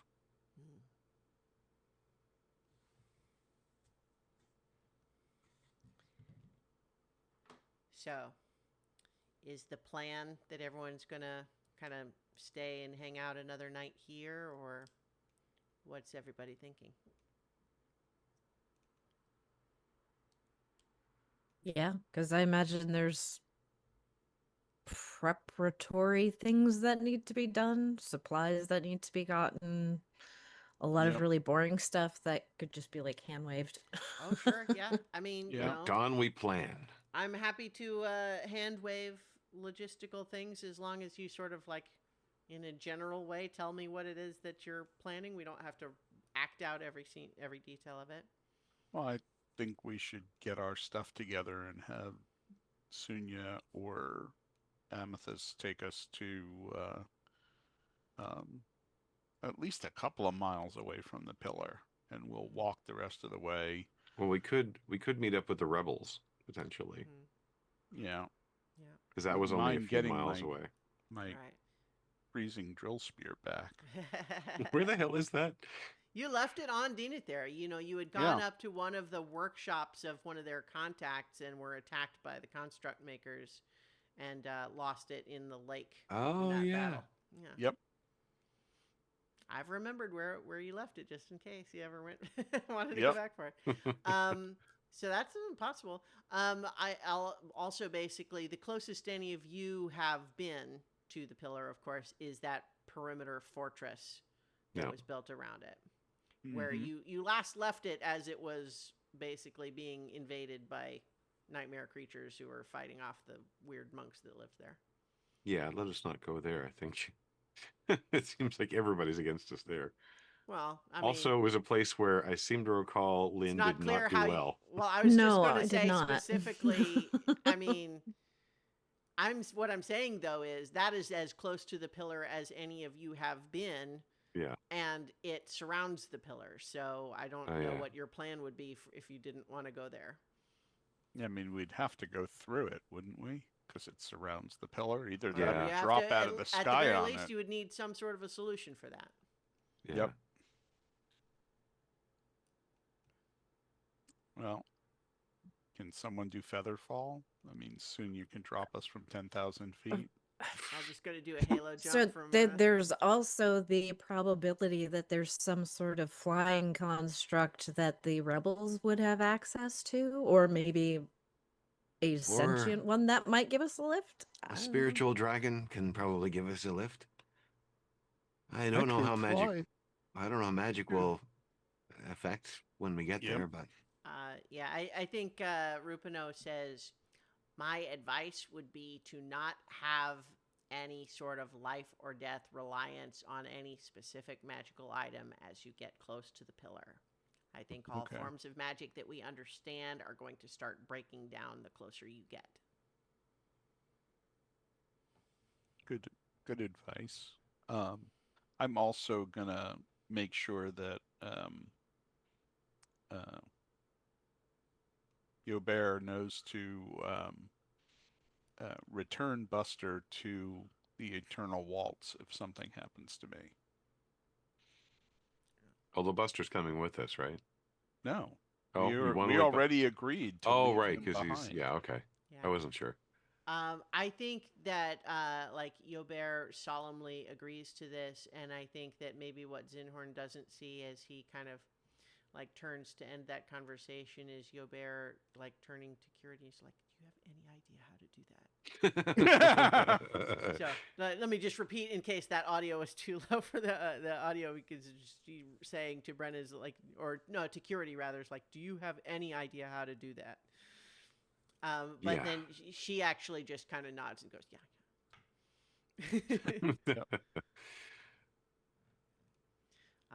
Yeah. So. Yeah, I aside think- from mundane supplies, there's nothing specific I think that we need to pack up or, Mhm. or get ready or Unless Paul needed diamonds for like, I need diamonds all the time for spells. I'm always You know, in asking case we Yobert for die. diamonds. Maybe he Diamonds can bring are us a back. cleric's best friend. I mean, I do have 2 for raised dead, but that's it. I don't have any big ones for true resurrection or anything like that. Well, true resurrection can take place a lot later, right? Right. Mm-hmm. But there's a bunch of spell components that I don't have, like a reliquary with worth 1,000 gold pieces. I mean, so every time I bring this up to Yobert, he turns even paler than normal. Well, it's one of those things where it's like it probably can be had, but you know, it's also just like it has stopped being trivial. Yes. Yes. Which Mhm. is why Zinhorn is like, Well, I You know, think only Move the saving the body? entire universe here. It's Yeah. fine. I Yeah. was just going to Whatever. say, We'll it's pinch some like, pennies. I mean, I think that, you know, to the extent that anyone actually has a conversation about this, you know, it's clear. It's like he understands the stakes here, and that is why he is sort of willing to burn through cash reserves at a rate that he would not otherwise. Yeah. But at the same time, there's going to be a serious sort of thing of like, well, whatever happens on the other side of this is probably going to depend a lot on how things shake out in the city, for example, and Mhm. you know, whether, you know, it's one of those things where just because someone saves the universe doesn't mean someone's ready to hand them a sack of gold afterwards. I mean, the friend of the emperor has got access to, Well, also Not the as friend much, of the 'cause the emperor emperor is is not on there. kind of on the outs right now. You know, He's like not the friend of the he's, like- Empress. yeah. yeah. So he's like, you know, got his own sort of little faction that is not sort of explicitly verboten or anything like that, but is also certainly not in charge anymore. Yeah. Yeah. I mean, Zinhorn vaguely understands all that. He's just like, all of these powerful people are supporting us. So some of them could come up with a reliquary and a couple of big diamonds here and there. Yeah, I mean, that's what I'm saying is that I think that it probably could be had, but we would want to sort of like we could Like, we could GoFundMe amongst the nobles. yeah, but it's also the sort of thing that it's kind of like, yeah, but I don't like have one to hand to you right now. Right. Yes. It's one of those things where it's like through our contacts we could probably track one down. We could get one to you, but there isn't one here for me to put in your bag. So Yep. I guess for some of those sorts of things, it's like it's up to you on how long you're willing to spend trying to track stuff like that down versus getting on your way.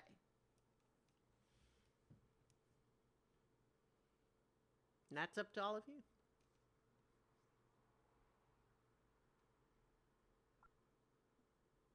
Because they've outfitted you for a couple of big missions already, right? Yeah. So like I think they're running Yeah. out of the stuff they've got just on hand.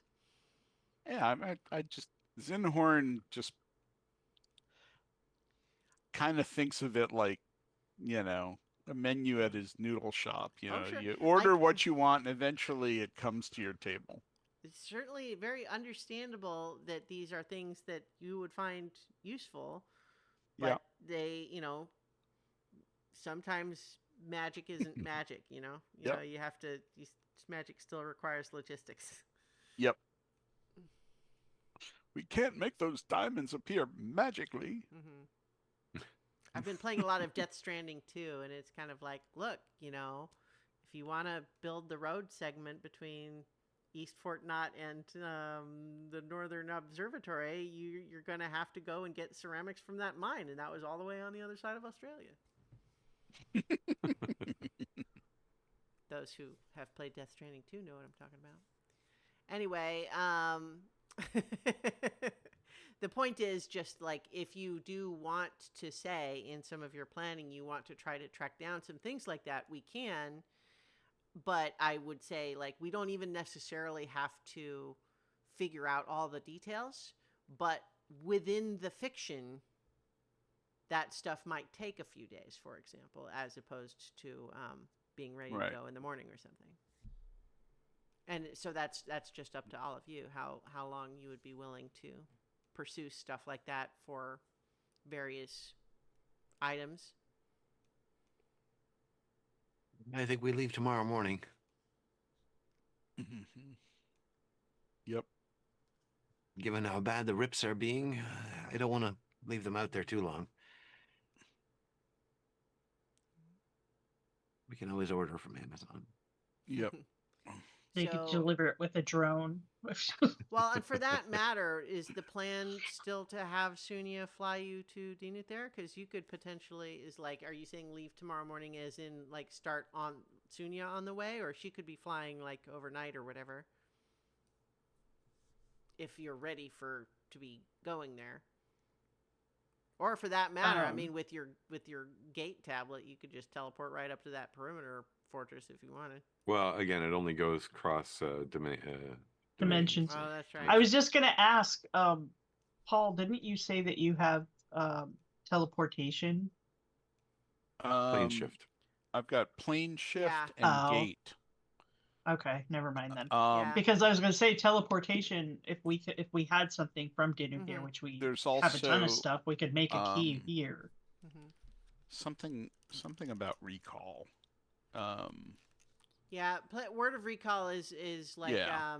that is you can sort of like designate a location that's like a safe Right. place, and then you can all like teleport back to it. So you could do that spell, but that doesn't get you to where you're going. Right. Yeah. I'm gonna prep word of recall to bring us back to Mhm. our little bunk room. Yeah. But yeah, I mean the gate is Useless in this situation. Yeah. well, Like plane unless plane Nedry shift is uses it. useless. Mhm. Amethyst So is would be the gate. best way to Oh. get there, probably. Yeah.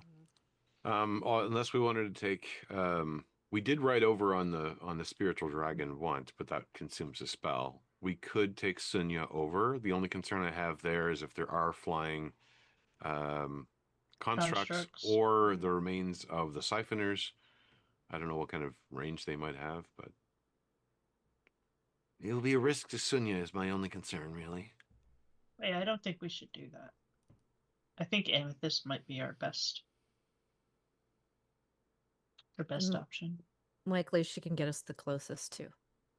Yeah, and I think stopping by the rebels to see how things are really going with them would be good first, and then proceed from there. All right. Okay. And this time we're taking the machine with us. Absolutely true.